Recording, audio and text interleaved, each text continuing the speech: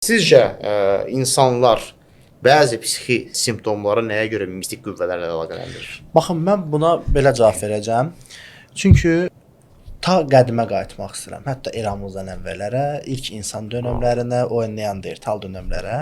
Məsələn, ildırım çaxır, deyirdi ki, göydəki Allah danışdı.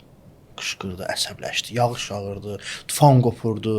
Zəlzələ olur, dedilər ki, yerin altındakı Allah birləşdi. Və bir növ insanlar izah edə bilmədiyi fenomenləri rahatlamaq üçün inanc və totem hallarına, bir tabuya çevirirdilər. Və burada nə baş verir? Bugünkü gündə müəyyən dərəcədə izah verə bilmədikləri müəyyən problemlər, xəstəliklər var ki, onları mistika ilə bağlayırlar. Ancaq bəli, həqiqətən də, yəni indi mistika deyə yaxınlaşmayaq, ezoterik və spiritualistik xəstəliklər var ki, problemlər var ki, onları bugün insanlar və yaxud da ki, əfsuslar olsun ki, indi mən həm psixoterapevt, həm də spiritualist olduğuma görə hər iki tərəfdən danışmaq məcburiyyətindəyəm. Məsələn, psixoterapevt olaraq, psixoloq olaraq biz onu qəbul eləmirik, təksib edirik. Ancaq spiritualist olaraq, parapsixoloq olaraq qəbul edirəm, izah edirəm. Belə deyək, elmə əsas gətirirəm ki, buna görə bu baş verir.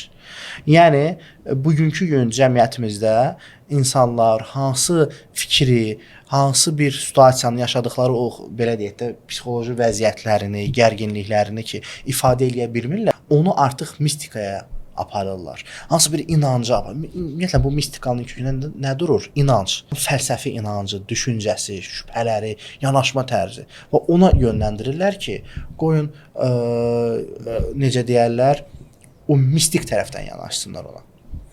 Yəni, bir növ insan həyat bilinməzdir.